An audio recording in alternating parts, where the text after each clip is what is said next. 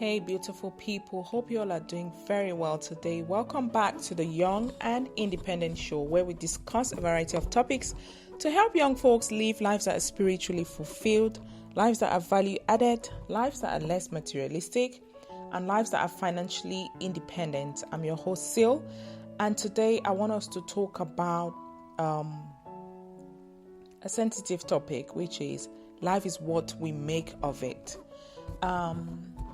When I look back at my life, my achievements seem like a dream to me.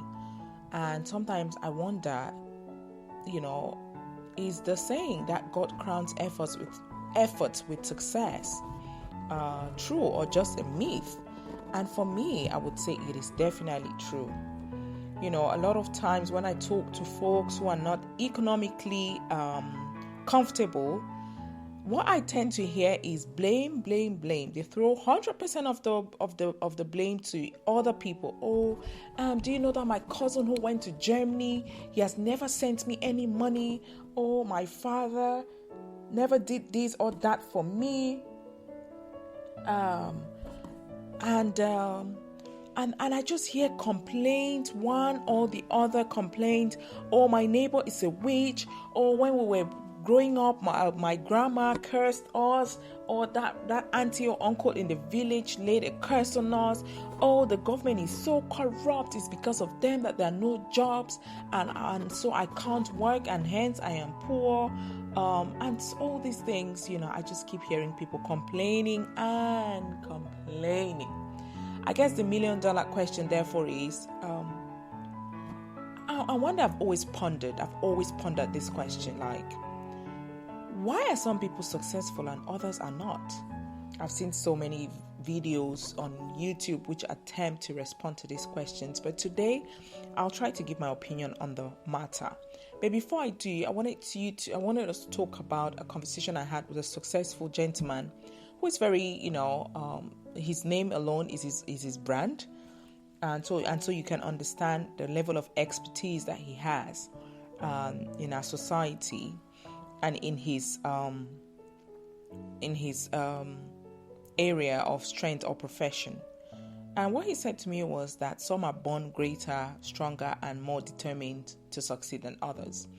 And that even though children may be born in the same family, these do not necessarily have the same drive to succeed. And that's why some people are extremely successful and others are not. And to be honest, although I admire him, I definitely and unfortunately disagree with his outlook on this matter. I personally come from a very big family, and to the best of my knowledge, we all had the same resources to work with.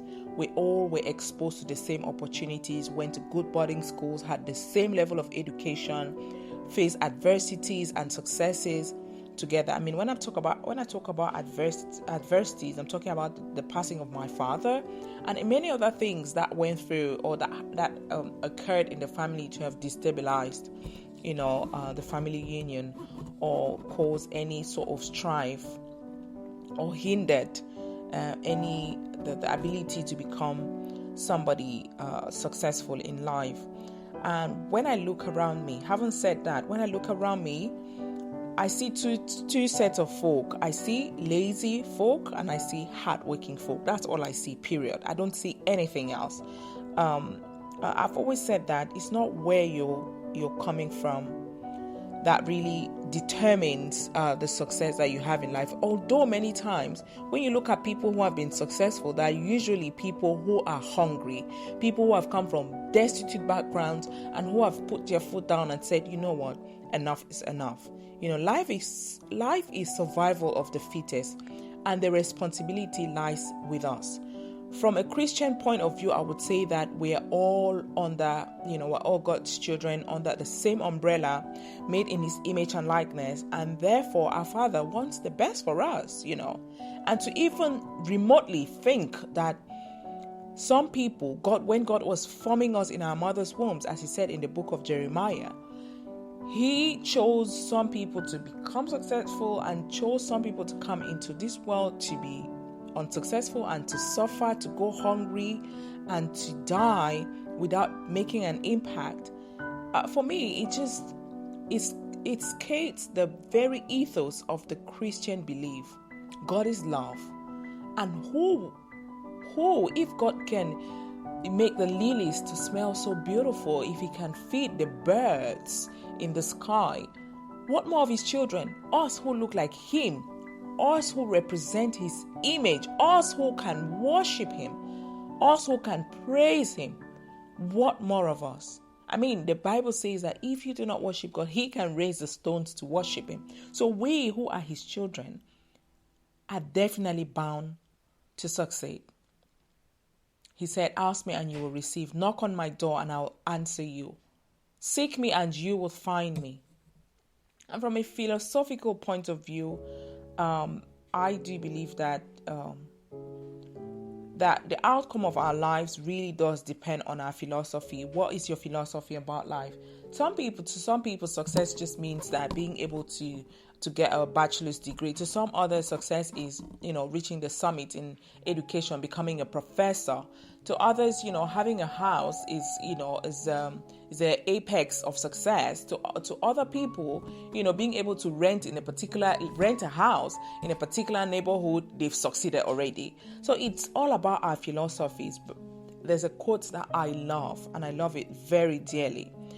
And it says that life is what we make of it, and the choices that we make, that spices it all up. What are the choices that you're making? When I was 25, I made a personal decision that I wanted to get my MBA degree before I turned 30. I didn't exactly get it at that age, but it was really very close to my target.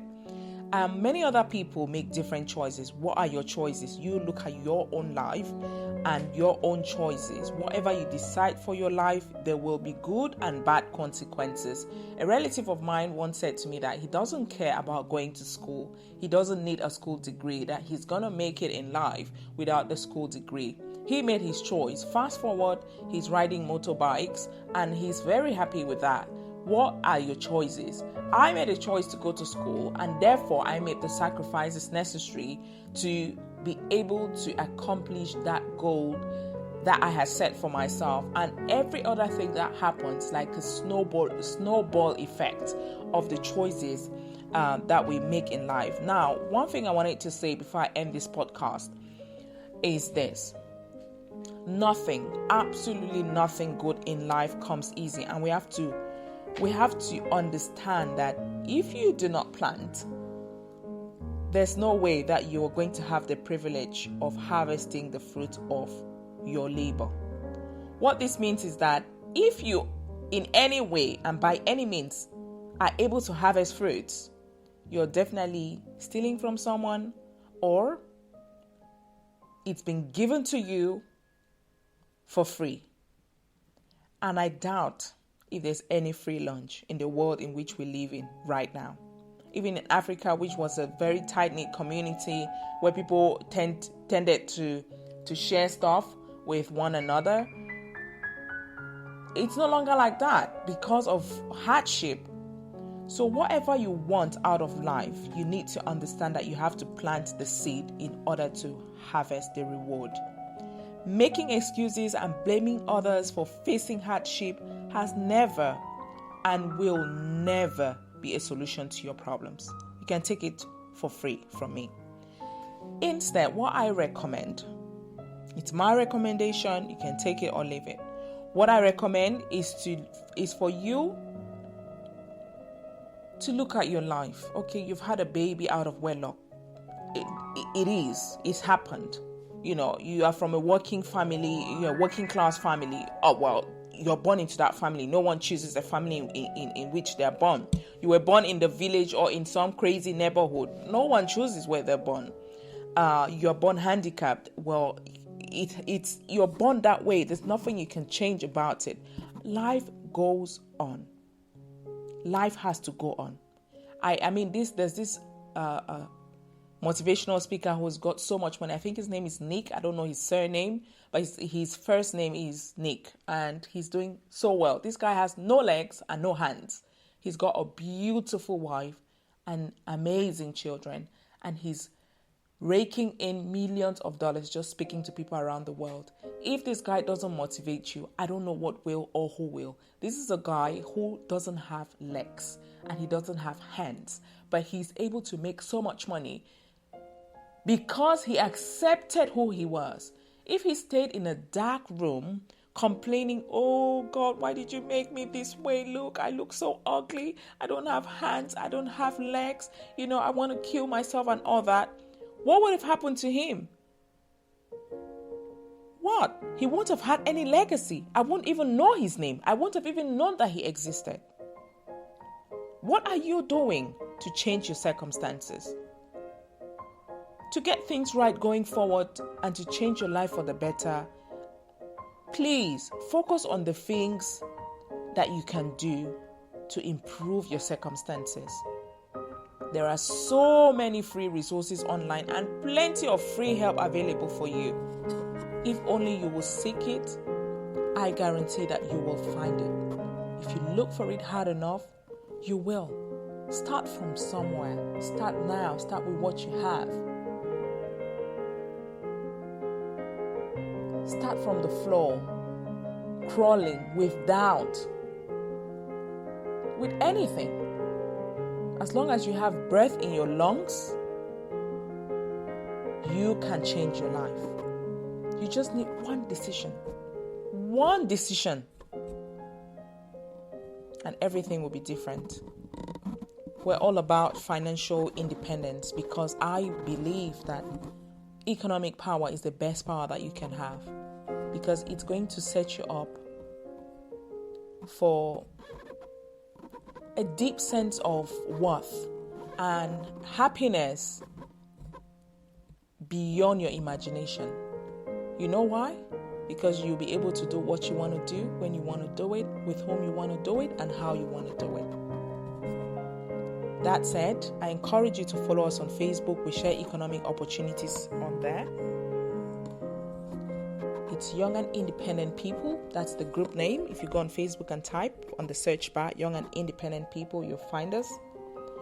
And if you go on Instagram, Young and Independent 35, you will find the same content.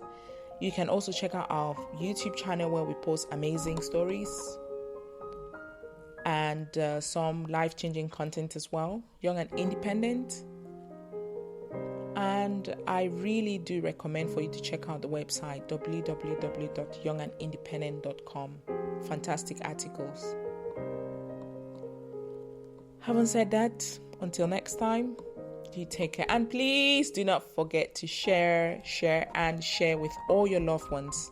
The more the merrier. And if we can all change our mindsets for the better, our society will be a more equal, warm, and loving place, because no one is going to be jealous of another. We're all going to have plenty. All right, guys, do take care and bye-bye for now.